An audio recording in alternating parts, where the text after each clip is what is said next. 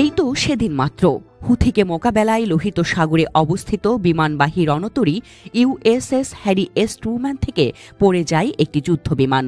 এতে করে এক নিমেষেই জলের তলে চলে গেল ৬ কোটি মার্কিন ডলার। এমনিতেই হুথিকে দমাতে প্রচুর অর্থ ও গোলাবারুদ খরচ হচ্ছে যুক্তরাষ্ট্রের, আর ইয়েমেনে হুথিকে লক্ষ্য করে বিমান হামলা চালাতে চালাতে অনেক বেসামরিক নাগরিককে হতাহত করেছে যুক্তরাষ্ট্র, ধ্বংস করেছে অনেক সহায় সম্পত্তি। এই নিয়ে ট্রাম্প প্রশাসনের সমালোচনা ক্রমশ বাড়ছে দেশের ভেতরে বাইরে।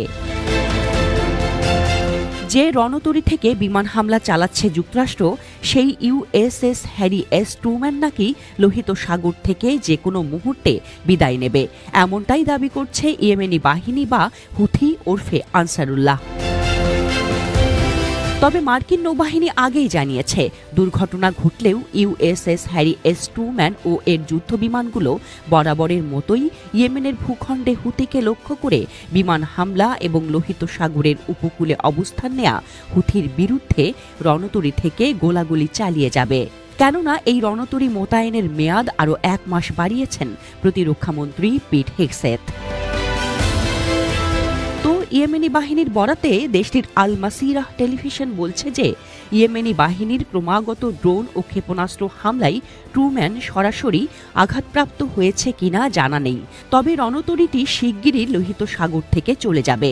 ইয়েমেনি বাহিনী এও দাবি করেছে যে তাদের সাথে লড়াইয়ে কুলিয়ে উঠতে না পেরেই মার্কিন রণতরী ভেঙে যাচ্ছে।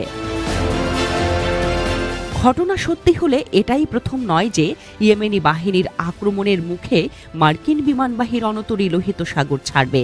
গত বছর ২ বার লোহিত সাগর থেকে সরতে হয়েছিল মার্কিন বিমানবাহী রণতরীর, সবশেষ নভেম্বরে ইউএসএস আব্রাহাম লিঙ্কন। তারও আগে জুনে ক্যারিয়ার স্ট্রাইক গ্রুপের নেতৃত্ব দেওয়া ইউএসএস ডিউইট ডি আইজেনহাওয়ার। ওই ২ সময়েও ইয়েমেনি বাহিনী দাবি করেছিল তাদের হামলার তীব্রতা সইতে না পেরে মার্কিন রণতরীগুলো লোহিত সাগর ছেড়েছে।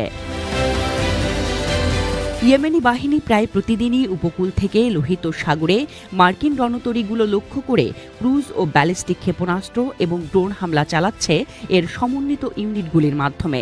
তাদের হামলার জবাবও রণতরীগুলো থেকে দিচ্ছে যুক্তরাষ্ট্র।